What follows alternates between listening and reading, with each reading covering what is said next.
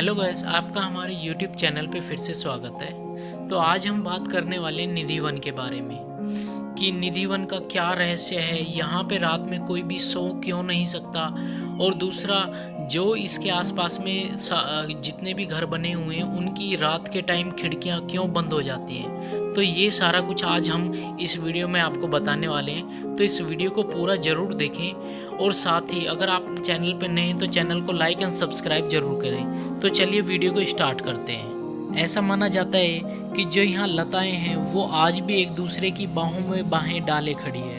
आज भी ऐसा माना जाता है कि निधि वन के अंदर बांके बिहारी जी और राधा रानी रास लीला करने यहाँ आते हैं, लेकिन इसको देख कोई भी नहीं सकता।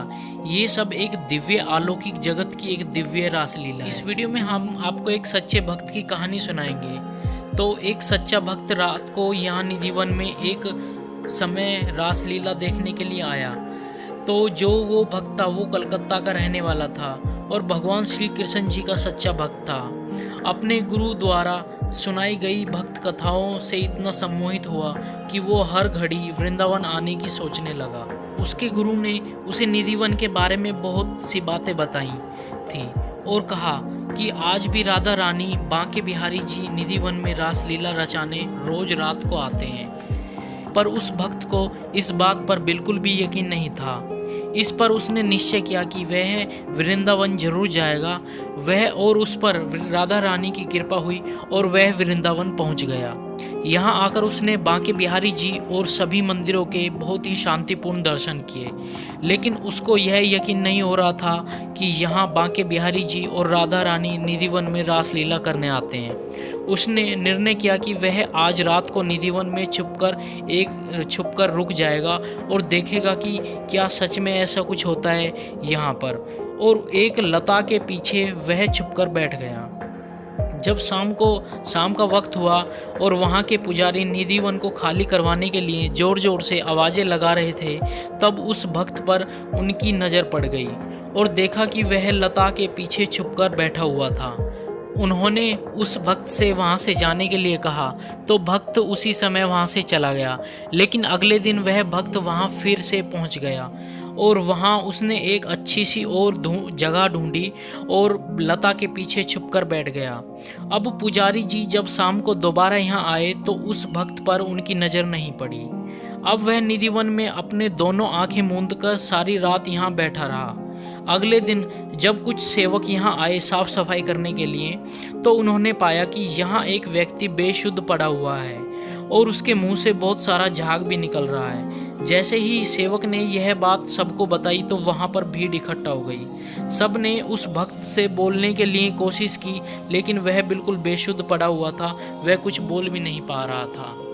लोगों ने उसे खाने के लिए मिठाई इत्यादि दी और उसे पानी भी दिया, लेकिन वह इतना बेशुद्ध था कि वह कुछ बोल भी नहीं पा रहा था। और वो वहाँ 3 दिनों तक बिना कुछ खाए पिए ऐसे ही बैठा रहा और उसे किसी भी तरह की कोई शुद्ध नहीं थी और ना ही बोल पा रहा था। 5 दिन के बाद उसके गुरु को, जो श्री गोवर्धन में रहते थे, उनको बताया गया। तब उनके गुरुजी वहां पहुंचे। वह उस भक्त को गोवर्धन अपने आश्रम में ले आए। आश्रम में भी वह कुछ दिन तक ऐसे ही रहा। फिर उसने अपने गुरु से लिखने के लिए कलम व कागज मांगा। गुरुजी ने उसे कागज कलम पकड़ाकर वह मानसी गंगा में स्नान करने के लिए चले गए। जब गुरुजी स्नान करके वापस आए तो उन्होंने देखा कि भक्त ने दीवार के सहारे लगकर अपने शरीर त्याग दिया है और उस कागज पर कुछ लिखकर छोड़ दिया है। उस भक्त ने अपना शरीर त्यागने से पहले उस कागज पर लिखा था कि गुरुजी, मैंने यह बात किसी को भी नहीं बताई है।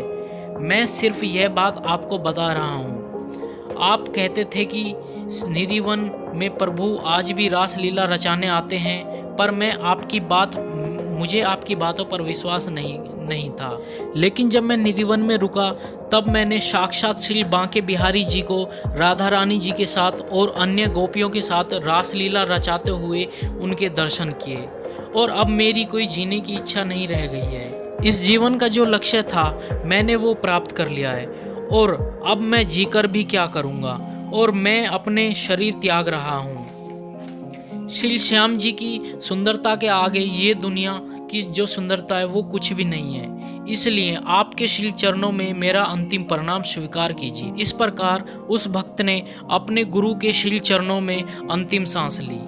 वो पत्र जो उस भक्त ने अपने गुरु को लिखा था वो आज भी मथुरा के सरकारी संग्रहालय में रखा हुआ है, जो कि बंगाली भाषा में लिखा हुआ था, क्योंकि जो भक्त था वो कलकत्ता से आया हुआ था और वो हिंदी लिखना नहीं जानता था और सिर्फ बंगाली भाषा ही उसको बोलनी और लिखनी आती थी। और आज भी ऐसा माना जाता है कि वहाँ पे रात को किसी को रुकने नहीं दिया जाता और वहाँ पे जो आसपास में मकान बने हुए हैं, जितने भी मकान बने हुए हैं, रात को यानी कि शाम को 6 बजे के बाद उन सभी मकानों की खिड़कियाँ भी बंद हो जाती है। और अधिकतर जो मकान बने हुए हैं आसपास में, लगभग अधिकतर मकान ऐसे हैं कि जिनमें खिड़कियाँ ही नहीं हैं। तो आज भी राधा रानी को वहाँ पे माना जाता है और ऐसा बिल्कुल माना जाता है कि राधा रानी वहाँ पे रास लीला रचाने आते हैं। तो ये था, ये यहाँ का आज भी एक रहस्य है। तो ये कथा थी, आपको कैसी लगी हमें कमेंट सेक्शन में ज़रूर बताएं। और अगर आप चैनल पे नए हैं तो चैनल को लाइक एंड सब्सक्राइब जरूर करें। जय राधा रानी, जय बांके बिहारी जी।